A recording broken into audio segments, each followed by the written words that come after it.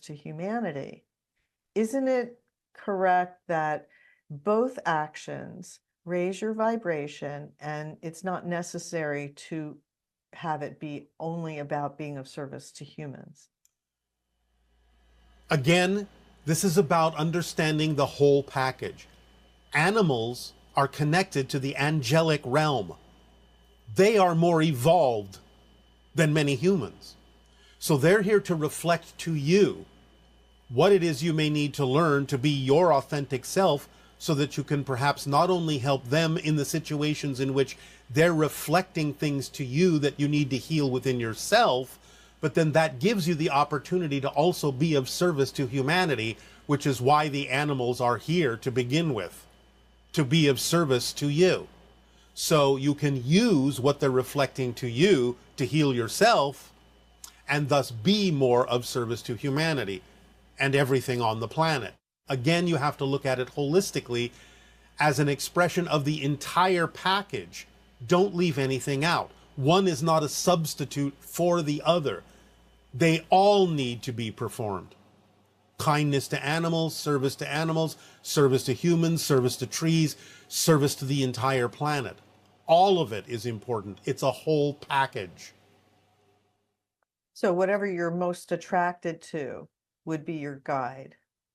It would be your guide, but that doesn't eliminate the idea of learning to be attracted to other things, because many times you're not attracted to other things because of fear-based beliefs and limitations that you have imposed upon your ability to tell what your passion actually is. And this, again, is one of the reasons why we suggest the Interstellar Alliance Volunteer Corps, because it can get you to step outside yourself and find out where you might be limiting yourself from understanding what your passions could be, if you're simply willing to get out in the world a little bit more, step outside yourself a little bit farther, and start interacting with people in circumstances and situations that perhaps your limitations haven't allowed you to ponder, that might actually be of great service to you to do. So again, the volunteering is all about getting outside your normal expectations and assumptions and exploring whether or not there might be other connections that would be representative of your passion, if you would only give yourself an opportunity to step beyond the limitations and assumptions that many people may be making about what they can and cannot do. And on a biochemical level, this idea of raising your vibration by being of service can you explain a little more about that connection?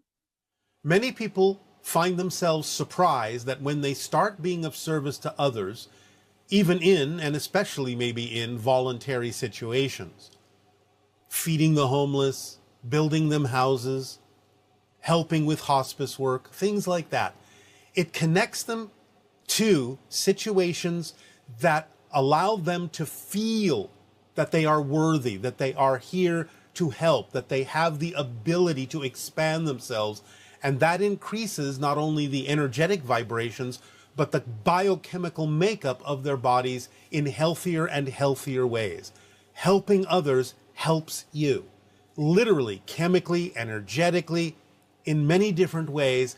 It starts making you feel good about yourself, worthy within yourself, that you have the ability to express this service, this help, this kindness to others. It starts feeding back into your own body in many different ways, and allows you to become a healthier individual, one that is more awake, alive, and alert, so that you can again be of more help and get the rewards that come to you for doing so. Okay, that's wonderful. It's nice that we're organically created that way. Yes, because everything is one thing. Therefore, the idea of any form of connection that allows you to increase your sense of that connection is something that will improve your health and your stability and your energy on many different levels. It's what you were built to do, because everything is one thing. So helping others is your physical expression of allowing you to recognize the connections between everything, because everything is one thing. That's great. Yes. So the next question is about open contact, disinformation, and suppression. Yes. And basically, the person is saying many of us are fully aware of the prior contact between ET civilizations and our government that have been suppressed for decades. Any higher knowledge or technology the government acquired has been kept hidden from the public while they promote fear-based propaganda and disinformation to the citizens. Can you explain to us how this will be avoided during the period of open contact? What should, and this is would be, this person is putting between 2026 and 2027. What should we expect open contact to look like, and will it take place only in the United States, or will this happen globally? Globally, of course. Why would it be limited to one country? The idea, of course, is to think about what you're saying. You have just told us that you know that certain factions are hiding the information. Well, how do you know that? Therefore, it's not really a secret, is it? So the idea, as we have often said, is this biggest secret that everyone knows. So those days are almost over. And of course, with open contact, would you not assume that if it's open contact, the public would be very aware of our existence? Otherwise, it wouldn't be open contact. Therefore, being completely aware of our existence because we openly show ourselves to you, wouldn't that be a prevention for someone being able to hide the information? So think about it logically. You already know a lot of this because information has leaked out, and therefore, when open contact occurs, it will be something that will be undeniable. No one will be able to suppress it because, shall we say it in your language, will be very much in your face. So the idea is, again, it will start slowly, bit at a time, to help you adapt, to help you get used to the idea of our presence, our energy, and to help you make adjustments and changes in your society. Those, of course, that are willing to go in that direction and shift to that reality, as always. But then you'll wind up on the version of Earth where it's a given that this is happening. There will be those, again, that will wind up on a different version where no open contact will occur.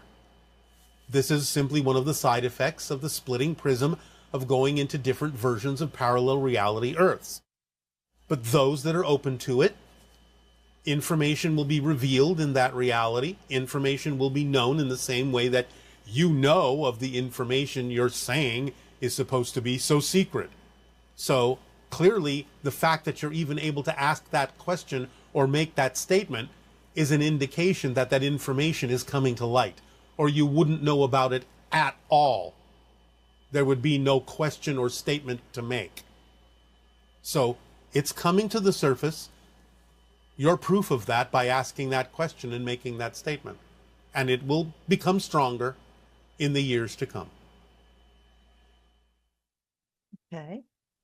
And regarding the Interstellar Alliance social experiment, this individual is saying, while I take part in it, is it okay for me to get politically involved in participating in public social gatherings where we as a group are asking our political leaders to stop sending weapons to the war in Ukraine, or to cancel agreements that my country has signed to support war in any way, shape, or form other than diplomatically agreeing to peace?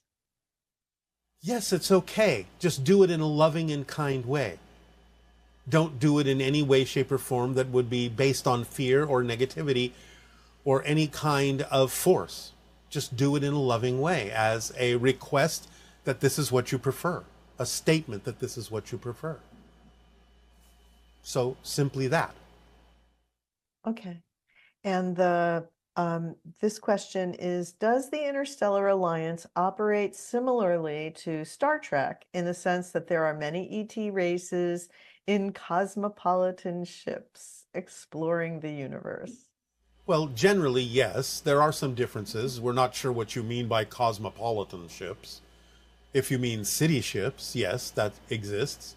So, yes, there are similarities. There are differences, of course, because While Star Trek overall is representative of your intuitive connection to the existence of the Interstellar Alliance and expressed through your creative art forms, there of course are some differences that exist out here from the idea that what you're presenting to yourselves is a science fiction story. So there are many similarities and there are many differences. But overall, there's a lot of similarity. Engaged with your planet at this time. So, those of us that are engaged with your world and the evolution of humanity and what's going on your planet at this time, create a kind of bubble reality that is of a frequency where negative beings simply find that they are unable to perceive what's happening, unable to reach you. So even though there may be stories on your planet that sound very scary and fear-inducing, the literal truth is there are no negative entities engaged with humanity on your planet at this time. Only the stories that you make up because of the fears that come up within you, within humans, because of your exposure to higher frequencies that you simply may not yet be able to tolerate without going into survival panic mode. So it distorts the experiences in a way that creates a lot of scary stories, but the actuality is there are no negative extraterrestrial entities interacting with your planet at this time. So if you're willing to understand that, then you can get over the idea of being afraid that you will attract negative extraterrestrial entities through open contact. It simply will not occur. Do you believe achieving contact is mainly vibration based? What is the best way to align with that frequency? Follow the formula. Yes, of course it's vibration based. It's based on several different things, but it's also based not only on your life path, your soul's themes, but yes, physically, it's based on the idea of the upliftment of humanity vibrationally, raising your frequency to be able to meet us halfway, so to speak. So, yes. And some of us imagine open contact involving a massive number of UFO ships appearing. However, this person had a dream that it will be different, more like floating orbs descending, carrying knowledge that could be understood telepathically while in their presence. Can you give us a hint on how that would be? We will discuss this in the upcoming Sedona transmissions. Yes, you are right. It will not right away be hundreds and hundreds of ships because, as you say, that would freak many people out. So it will be a slow process, and what you have described to some degree is a part of it. But we will give you more specifics in the upcoming Sedona transmissions. Are there any grays that are positively assisting us at this time? And also, if it is true that some grays are assisting us, how are they recognizable to us? All grays are assisting you. There are no negative entities dealing with you at this time in that way. Well, as your famous quote goes, circumstances does not create the state of being. State of being is what creates circumstances. Yes. I believe it to be true, but this makes me wonder how the Greys were able to create their own reality. Since the Greys gave up emotionality, how were they able to create their reality? I wonder how they were able to do this without the state of being component, let alone their technology to tunnel into other realities. State of being does not necessarily mean primarily that it has to contain the idea of what you recognize as emotion. A hive mind mentality, a hive mind intention, hive mind focus is an extremely magnified state of being. And it is that intention and that focus of the hive mentality that they have created, even in giving up most of their emotionality, that allows them to create the reality that they are experiencing. So emotionality is not necessarily always a primary component as long as the focus and the intention supersedes it. Speaking of the hive mentality, from a shamanic standpoint, if you were to tune into bees, what are some of the things they could help us understand about the hive mentality? You have to look at it holistically. Again, though you experience it in linear space-time as I'm connected to this, from the hive mind, it is I am this. It's more like the idea of looking at yourself as a drop in the ocean. You understand that you can be a drop, but you understand that there really isn't a lot of differentiation between the drop and the rest of the water in the ocean. So it's something that's a more all-encompassing sense, an all-encompassing perspective. It's not that you belong to the hive, it's that you as an individual are the hive, and every individual in it sees themselves as the hive. That's why the focus and the intention and the orchestration and coordination are so automatic, and why they can act so synchronistically together, because each of them sees themselves as the hive. They have an intent, they have a focus that is shared completely by every single individual aspect of the hive, as if each individual is the hive and the only one having the intent and the focus to accomplish something. That sounds very similar to the idea of when a human being raises their vibration in certain circumstances and actually can experience the sense of being of the collective, of that there's all these people in the collective, all these consciousnesses in the collective, but you can identify individual, you can sense they're all individual, but yet it's all one big collective consciousness experience. Yes. Again, it is another form of absolute synchronism.